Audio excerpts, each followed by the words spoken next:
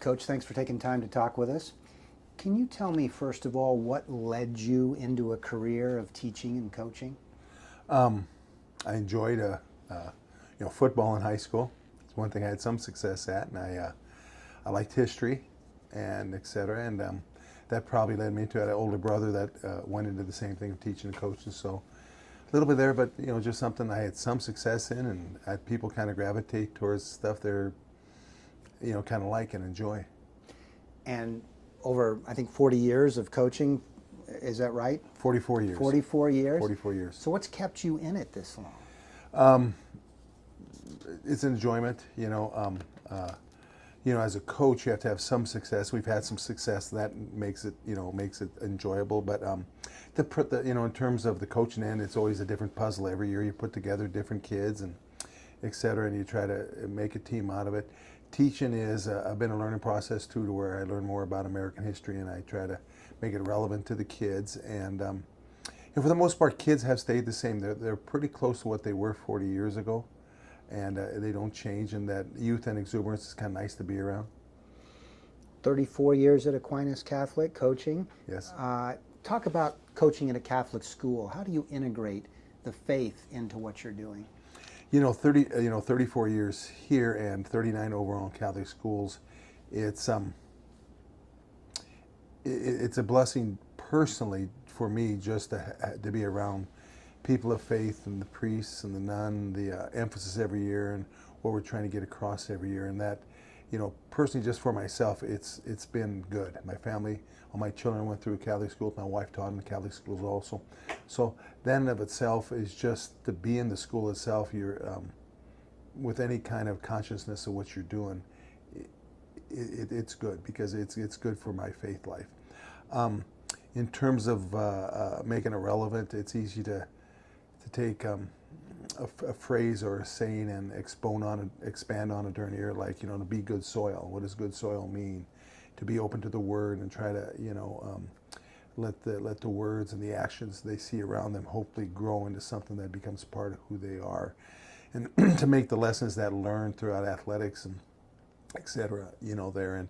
In the classroom, of course, in history, it's really easy to, especially with the current cultural situations, to kind of discuss them from the Catholic perspective and what we believe is right and wrong.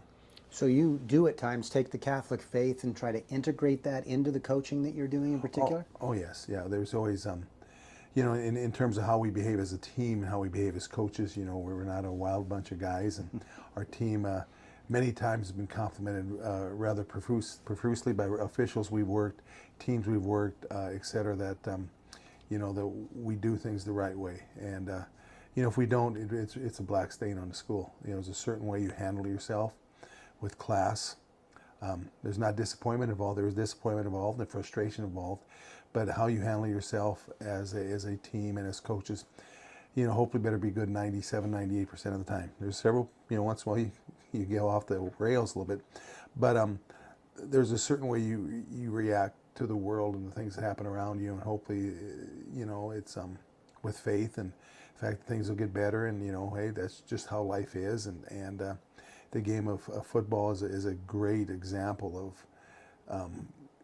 of life, because sometimes you're the star, sometimes you're not. All different shapes and sizes. Guys can play and temperaments can play, trying to mold into a team for a common goal, a little bit like a family. The family is their goal is to be a good family. Hope our team is to, be a good team that accepts and loves each other. But yeah, it's pretty easy to integrate, items of faith, ideas of faith, within a team concept. It's very easy. And how about integrating prayer and faith on a daily basis, in practices, in games? Are the young men praying? Yes, we do it in a practice, and if I forget, they remind me quickly. We just start the practice, not really with a prayer, but just kind of what we're going to do with practice, what our intent is for the day, and then at the end, the prayer is important, and the intention is important. The guys want to be good soil, or whatever the saying is for the year we're trying to harp upon. But just the effort of day after day, rep after rep. This is how we do things, and hopefully, the want forces the discipline, and the discipline creates the habits, and the habits creates consistency, and hopefully consistency is growth, not just as a football player, but also in terms of how you are to do things. And hopefully it seeps into their faith life. So over the course of so many years, you've probably impacted hundreds to thousands of young men, young athletes. Do you ever stop and think about that and what that impact has meant to them, or what it's meant to you? Oh, a little bit. I get, especially recently with the Hall of Fame selection, I've gotten, 10 emails and 15 cards and from ex-athletes who help to bring into perspective that, the structure and the discipline, become a man, and a man of, and sometimes man of faith that slips in there too. So a little bit has hopefully, I don't think much of it during the process of it, but hopefully, the things I get back from people are comments, and hopefully most everybody feels that way. So we're surrounded by a culture that really emphasizes winning, and yet I'm sure at a Catholic school, not only emphasizing faith, but sportsmanship, morals, those kind of things are also very important. So how do you balance those two? Well, the morals and values and self-discipline and self-structure lends itself very well to athletics. So it's actually, if you reinforce and you talk about those things and you really do live it, and the kids learn to use their God-given talent and sacrifice for the team and move to a different position or whatever it may be, it actually makes the team better. It makes it a little easier to win. And you do try to win at the varsity level. The lower levels, we really don't worry about it at all. And we prepare to win. We don't always win. We had our first losing season in 31 years last year, and somebody asked one of our coaches, well, how Coach Mimick handle it? And he said, it was just normal. So this is good because I do enjoy the winning, but last year it was a little bit of a down year, but I enjoyed the process. And part of the process is seeing kids grow up, and don't always see them grow in their faith. I mean, that's something that's very personal to them, and, and you see that, but you see them acting mature and seeing results of consistent effort, and all of a sudden you see that things are starting to fall into place, and that's one of the big joys of coaching and watching a kid through a 1 to 2 to 3 to 4 year process. Yeah, and you talked about winning, and you've done a lot of that. You've had over 300 career wins, 7 state championships in football, a couple more in boys track. So when you look back, what means more to you, the 7 state championships, or seeing that young man grow in his faith and in his life? Realistically, the 7 state the multiple state championships in the sports is nice, and it's a nice reaffirming that you do things relatively well in terms of the coaching end of it. But the cards you get, the notes you get, and the comments you get from other people really are the ones that kind of stick with you. That boy, your kids were disciplined. Boy, your kids play hard. Oh, boy, your kids are, and I think, even though it's not very often, it's faith directed, and we've told the boy we do represent the school well, or faith well, or whatever. We've been told 3-4 times through the years by public school administrators, probably 5 or 6 times actually, that really like seeing us on film because we're doing things right in terms of how we handle things. So that is, in the end, a nicer compliment, and a compliment that not a lot of people know, but I know it, and I enjoy it, and I usually relay it to the team. That is, and the correct answer would be, yeah, that's more important, and it is, and that's the stuff that really, at the end of the day, is something I enjoy more. Having said all of that, though, athletics provides a lot of great moments. So you look back over your coaching career, are there certain moments on the field or on the track that stand out for you?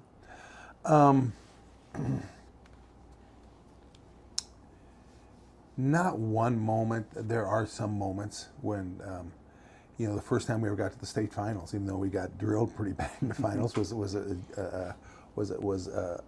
a joy. That probably, of all the times, and just getting to the finals, was the first time was good. Then we made it 5 times in a row another time, and one of the times was a really big surprise to us that we didn't think we were all that good, and we got there. And some district track championships. The state championships, we were pretty good. We had some athletes, but sometimes we have district track teams that Track's a little different. You can have two studs and win state, or you can have 8, 10, 11 pretty fair kids who work hard. You can win districts, and there's some district track championships have really been a joy. I think the first few we won there were really kind of joyful, but no particular thing. But then if it goes back to a certain year, usually there's a couple boys involved or a boy involved that you really enjoyed working with, or you saw there was a great leader and development lead the team. So the moments are many, kind of scattered, but and it's usually the first when it's a first of some sort. So along those lines, you've had a lot of great teams that you've coached, I'm sure, over the years. Are those state championship teams the ones you remember, or do you also have a fond memory for teams that maybe didn't win a state title but overachieved?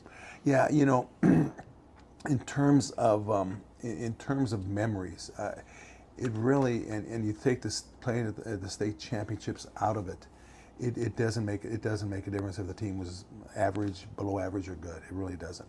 You remember these big moments on the big stage, but if you just take those off, all the other memories come at practice, or this kid or that kid, bus trip, or this game. It has nothing to do with being on the big stage. Once you take the big stage ones off of, the other memories just get all mixed up. It doesn't make a difference if you win or not. It's just kind of around things. So you're about to be inducted into the Nebraska State High School Sports Hall of Fame. When that happens, when you're being presented that award, what's going to be going through your mind? Thanks. I've been at a good school for a long time. It makes a lot of difference. And not trying to sound arrogant in any way. It really is just kind of another day. It's a nice accomplishment. I'm not belittling that or the thing is, but I've really come to just enjoy the process and hope I have some more years. And looking at our kids, we're probably never going to challenge for a state championship again in the near future. We have decent kids. We'll get a lot of kids out. We get a lot of kids out for football, and they'll you have to have sometimes you're kind of surprised by teams, but our JVs this year scored 1 touchdown in 5 games, but they're fun to work with, and we'll look for the challenges a couple years down the road. That'll be our football team, and it'll be a challenge, but it'll be fun, because our kids usually come with a good attitude. They come with a good background. Their parents trust in the process that we have. We try to play a lot of kids, and the good kids are held accountable. If you're talented and you're not doing what you're supposed to be doing, you're probably the first one who's going to get your fanny chewed out on the practice field. So we try to hold kids accountable, and so as I think about it, I get the award. It's nice, but the journey is really fun. I've been blessed in being in a good school with good administration, being in a Catholic school. I've stayed here mainly because it is a Catholic school, because my kids have gone through it, and I'm a graduate of Catholic schools myself, and it's been a good challenge to my personal faith through the years. So it's been good because it's been a Catholic school. And following up on that, a lot of people, when they look at a coaching career, would think, well, the goal has to be to get to the Class A school or to get to be a college football coach. You didn't do that. I'm guessing you had some opportunities to do that, but any regrets or different course that you might want to take? No, I've been offered a Class A job and multiple Class B jobs, sometimes unsolicited. I just knew the administrators and they wanted a new coach. And there absolutely no, looking back on it, the process of a small school is different. In a large school, you have a JV program, and you play seniors basically, a few juniors. Here, it's in some ways, where you're a little more X and O oriented and a little more, in terms of what you see on TV in college, it's a little more like that. Where ours is, we're trying to piece an inexperienced sophomore together with a senior at the other side. We're trying to build depth because, in case your second best player gets hurt, all of a sudden your 14th best player's got to play more, and that's been a puzzle I've really enjoyed. And I think in how I think and how I coach and how I look at things, it's much more attuned to the smaller school, probably because I've been in a small school. But I think I'm not an X and O guy. I'm more of a process, building a team, foundation, depth, structure. And I think that you need that on all levels, but I think it's more important on our level and not so much X's and O's.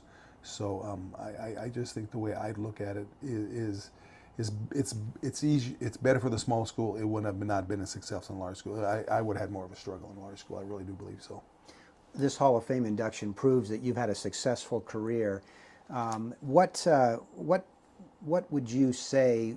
How do you define success, though? I mean, what's your definition of success, and do you feel like you've had a successful career?